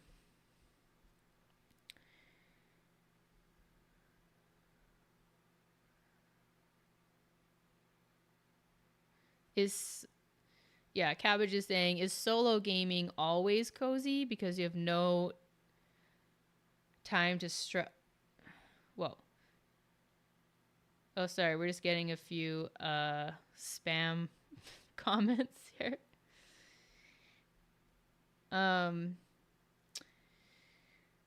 Because you have no time to stress to take a turn or finish the game. Is solo gaming always cozy because you have no time stress to take a turn or finish the game? Oh, I see what you're saying. You can do it at your own pace. Yeah, I wonder if maybe pacing should maybe be... I feel like that's... A lot of people were alluding to that about like the relaxing atmosphere and things like that. But I feel like they're kind of mainly circling around the idea of like a slow pace, or at least like an even pace. So I might add that here to my list.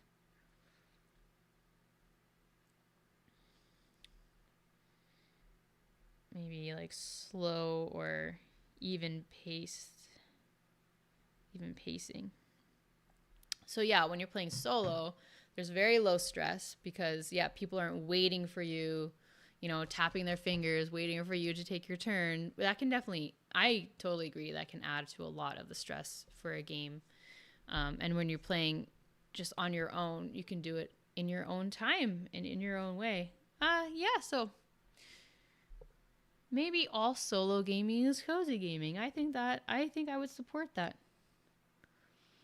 And TK is saying there's a video game called Calico where you run a cat cafe that's super chill. That's cool.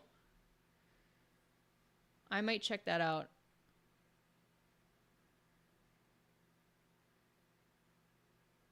But yeah, Stacy is giving a counterpoint of I don't know if solo is always cozy. Robinson Crusoe Adventures on a Cursed Island, for instance. I don't know. Is that different from the standard Robinson Crusoe game?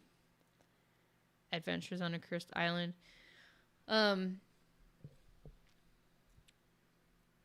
Yeah, it can be stressful. But the idea of being able to take it at your own pace, though, is a good point. All right, Cabbage, have a good night. Thanks so much for hanging out. Yeah, another fun, cozy chat. Yeah, it's fun. I enjoy these a lot. Have a good night.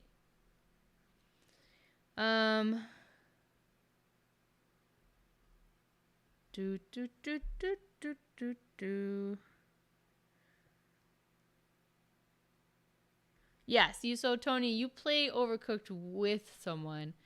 You say, I don't play any game solo. Couch co-op is like old school NES Sega gaming with your friends in the same room. Yes.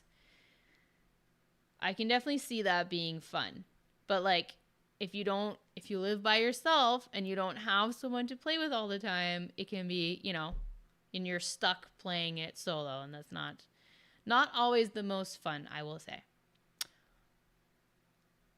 Okay, so Demi's saying, that's funny you said that. I have a very competitive friend that twisted the intent and blocked us so he could have the best vacation. We told the devs at PAX and they said he was playing wrong. Yeah. Yeah, that's... If people can do that in the game, that's an issue with the game, right? So... Unless they're straight up, yeah, breaking the rules. But if that's a legal thing that you could do in the game, then that's something that should be fixed in the game design. Oh, Tony plays video games solo, not board games. So have you played Overcooked solo? Cheryl looks forward to sharing their progress with us. So I've signed up for my newsletter to keep up with things. Yay! That's awesome. I would imagine you didn't find your solo play of Distilled cozy. Yeah. That is true. Solo gaming can be a little stressful because it's all on you to learn all the rules and to have to slog through the rules on your own and then figure everything out on your own. And especially when there's a rule book like Distilled, no offense, but there's quite a few things in there that are not clear that I find very frustrating. That can be not chill, not cozy. Yeah, that's an interesting topic. Yeah, so yeah, I would agree. I don't think all solo gaming is cozy gaming. I do see what I think it was Cabbage was saying, that just being able to take things at your own pace can make something cozy. But there are a lot of other factors that might make a solo game not cozy, even if you can take it at your own pace.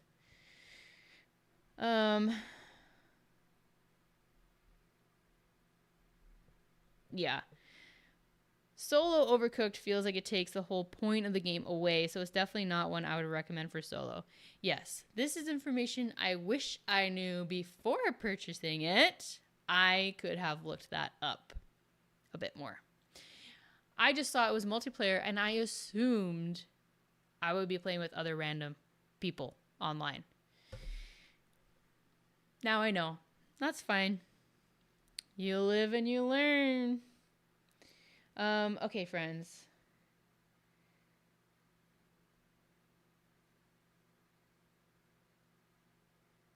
Yeah. Yeah, that's the one that's the Robinson Crusoe. I've never heard anyone like I've never heard the subtitle Adventures on a Cursed Island. But let me see. Yeah, Robinson Crusoe board game.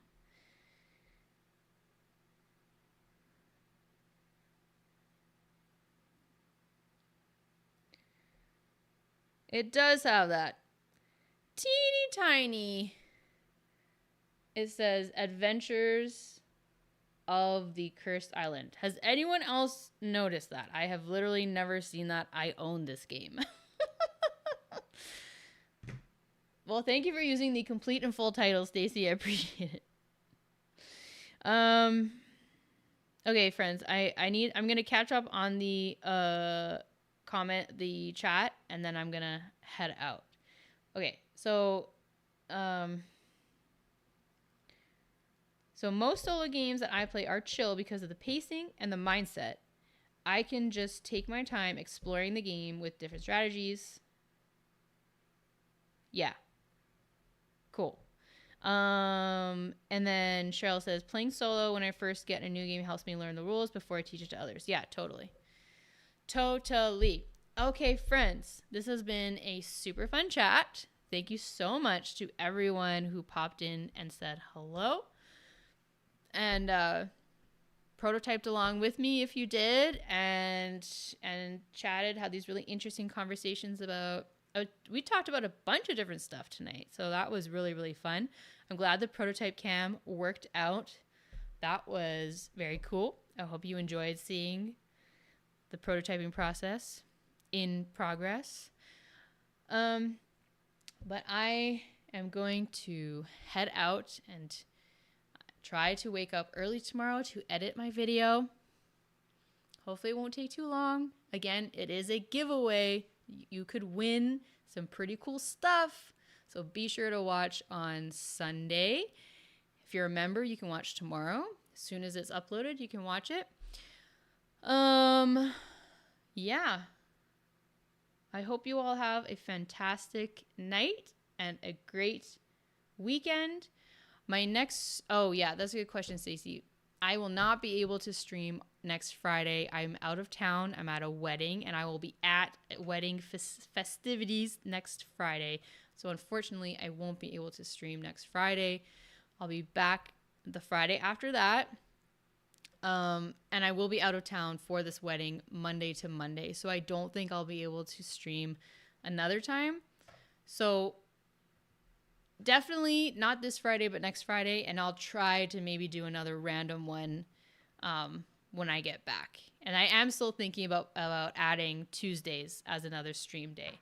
But for now, I will be back not next Friday, but the one after, and then possibly another pop-up one. So make sure you have your notifications on. Like, click the bell and click all, not highlights or whatever the other options are. Make sure you have all, and then you'll be notified if when I randomly stream.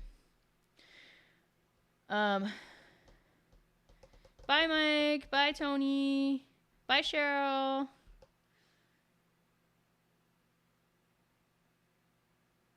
Yeah, Prototype Tuesday I might start that in October. All right, friends. Hey, bye, Ed. Bye, Stacy. Bye, Cabbage. Bye, TK. Bye, Tommy. Bye, everyone else who popped in. It was awesome hanging out with